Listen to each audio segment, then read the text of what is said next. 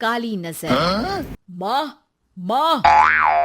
अरे क्या माँ माँ कर रहा है? बकरी का बच्चा है क्या? अरे माँ, मजाक छोड़। मुझे फाइनली वो मेन चौराहे वाली दुकान मिल गई है।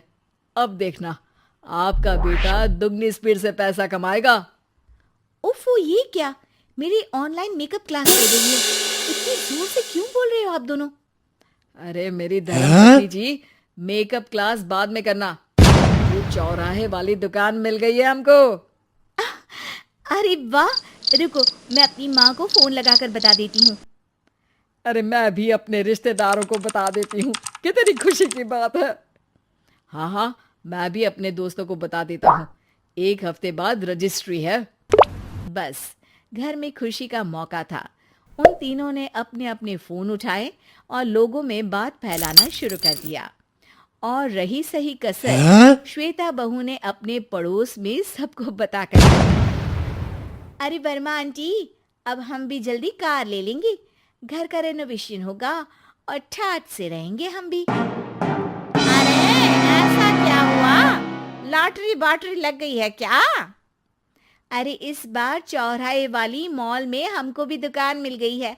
दुकान नंबर 21, जो एकदम चौराहे पर है। अब ग्राहक बढ़ेंगे तो आमदनी भी बढ़ेगी ही ना। अरे वाह, कितनी खुशी की बात है। मैं बहुत खुश हूँ तुम्हें इतना खुश देख के। बाकी एक बात कहूँ, सबको मत बताते फिरना। किसी की नजर लग जाएगी तो खुशी की खबर वापस लौट जाएगी। हैं? ऐसे थोड़ी ना होता है। अब डरा रही हो। अरे सही कह रही हूँ, काली नजर कहते हैं इस चीज को। जब आप किसी को कुछ बताओ और वो काम बिगड़ जाए। अरे लेकिन मैं तो। तुमने सबको बता दिया ना? हाँ, फोन लगा लगा के। अब बच के रहना। काली नजर बड़ी खतरनाक होती है। श्वेता इतनी खुश रहती है कि वो वर्मा आंटी की बात पर ध्यान ही नहीं देती, जबकि पड़ोस में और भी लोगों से खुशी की खबर शेयर करती रहती है। अगले दिन राजेश बहुत दुखी होकर घर आता है। अरे बेटा, क्या हुआ? मुंह क्यों सूजा हुआ है? मधुमक्खी ने काट लिया क्या? माँ, वो दुकान किसी और के पास चली गई। किसी ने ज्यादा भाव लगा दिया। अरे पर बात तो आपसे हुई थी ना उस दुकान वाले की। हाँ, आज मैं टोकन अमाउंट देने गया था, तब मुझे पता चला। कोई आकर सुबह मुझसे पहले ही ज्यादा अमाउंट दे गया। काली नजर। क्या? क्या कहा? वर्मा आंटी ने समझाया था कि किसी को बताना मत, वरना काली नजर लग जाएगी। अच्छा, तुम्हें उनकी बात मान लेनी चाहिए थी। उनकी बात मान लेती, लेकिन उसके पहले ही सबको बता चुके थे ना हम तीनों। अरे अगली बार से ध्यान रखेंगे। कोई भी नई चीज होगी तो किसी को नहीं बताएंगे। तीनों कुछ दिन ऐसे ही रहते हैं, पर एक दिन श्वेता को एक मेल आता है। राजेश, मेरा ऑनलाइन मेकअप कोर्स कंप्लीट हो गया। अब मैं खुद का पार्लर खोल सकती हूँ। अरे वाह, अपने मोहल्ले में ही खोलते हैं। ये जो घर के सामने दुकान है ना, वहीं। हाँ, यहाँ सस्ती भी मिल जाएगी। अगले दिन श्वेता वर्मा आंटी के पास जाती है, मिठाई का डब्बा लेकर। अरे आओ आओ, कैसे आना हुआ? जोर से नहीं बोलूंगी। वो सामने वाली दुकान है ना, वहां मैं अपनी पार्लर की दुकान खोलने वाली हूँ। उसकी मिठाई है। अरे वाह, बहुत बधाई हो तुमको। हाँ, मैं कमाने लगूंगी तो राजेश पर पूरे घर का बोझ नहीं रहेगा ना आंटी जी। ये तो है। पर ये बता कि तूने ये बात किसी और को तो नहीं बताई ना? अरे नहीं नहीं, पिछली बार गलती कर दी थी। काली नजर लगी किसी की और राजेश के हाथ से वो दुकान चली गई थी। सबको मत बताना। चलो मैं चलती हूँ, कल दुकान की बात करने भी तो जाना है। अगले दिन श्वेता दुकान के लिए मालिक से बात करने जाती है। अरे लेकिन दुकान तो हम कल रात को ही किसी को दे चुके हैं। कल ही? हाँ, कल ही। 2 दिन बाद कोई यहाँ पार्लर भी खोल लेगा। अब कहीं और दुकान देख लीजिए।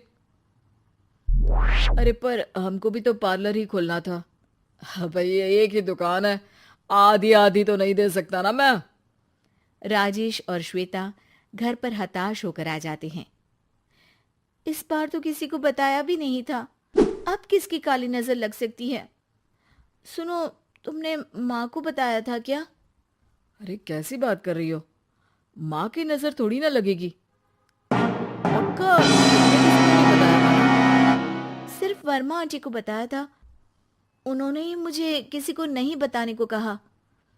अरे यार, तुम भी सही हो, मेरी माँ को नहीं बताने को कह रही हो, पर वर्मा आंटी को बताना तुम्हें जरूरी लगा।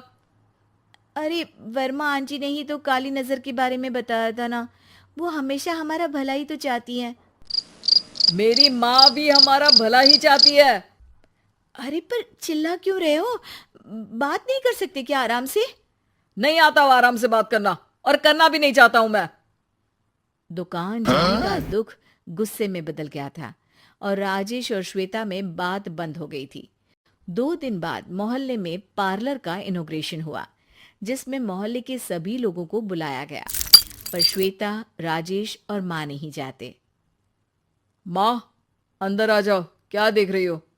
अरे नया पार्लर देख रही हूँ अपने आंगन से। देखो, माँ को दूसरे का सुख देखने में कितना मजा आ रहा है, मेरा दुख नहीं दिख रहा इन्हें। यहाँ मेरा पार्लर भी तो हो सकता था। अरे चुप रहो यार, हर बात में लड़ाई क्यों ढूंढ रही हो? राजेश और श्वेता फिर बहस करने लगते थे। तभी माँ ने दोनों को बाहर बुलाया। अरे जरा देखो तो, दुकान चलाने वाले का बोर्ड पर नाम क्या लिखा है? श्रुति वर्मा। गाड़ी निकाले बेटा, हमें कहीं जाना है।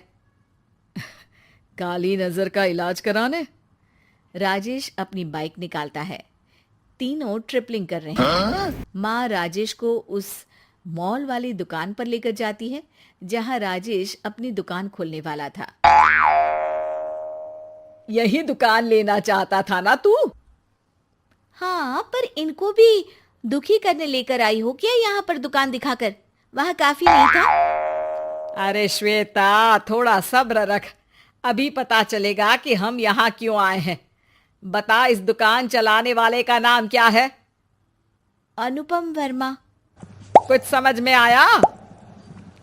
वो दुकान वाली श्रुति वर्मा, ये दुकान वाला अनुपम वर्मा, और हमारे पड़ोस में हमने उस दुकानों के बारे में बताया किसको था? अब वर्मा आंटी को। मतलब वर्मा आंटी ही हमारा काम बिगाड़ रही है? नहीं नहीं, ऐसा नहीं हो सकता, ये बस इत्तेफाक है। राजेश अपना फोन निकालता है और श्रुति वर्मा और अनुपम वर्मा के नाम फेसबुक पर सर्च करता है, जहां ये दोनों ही वर्मा आंटी के रिश्तेदार होते हैं। श्वेता को समझ में आ जाता है कि वर्मा आंटी की ही नजर खाली नजर है। अब क्या करना है? कोई भी खुशी की खबर हो तो काली नजर से बचना है, यानी वर्मा आंटी से बचना है। अरे पर मुझे ये समझ में नहीं आया कि वो हमारे साथ ऐसा क्यों करेंगी। अरे बेटा, एक सीख है, दूर के आदमी को आपकी तरक्की से कम परेशानी होगी, पड़ोसी को ज्यादा। दोनों माँ की बात में हामी भरते हैं और अगला काम चुपचाप करने की कसम खाते हैं, ताकि आगे से वर्मा आंटी कोई काम ना बिगाड़ सके।